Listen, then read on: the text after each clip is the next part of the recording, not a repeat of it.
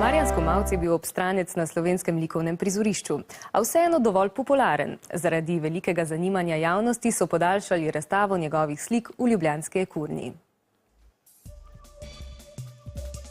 Vedno je povedal, da je on novinar, boksar, ampak najrajše pa slikar. Marjan Skomalc je bil v mladosti boksar, potem pa je kot novinar dolgo časa pisal nočno kroniko za časopis Delo. Njegovo slikarstvo lahko označimo z izrazom divjaško. Na razstavi spremljamo 4 motivne sklope.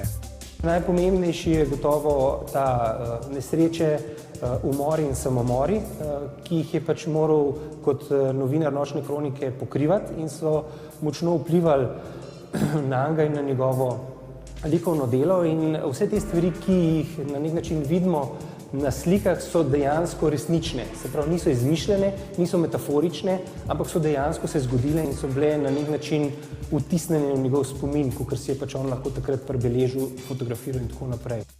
Skomalc je v svojih zadnjih letih slikal precej bolj umirjene prizore iz narave. Umrl je leta 2011 pri 64.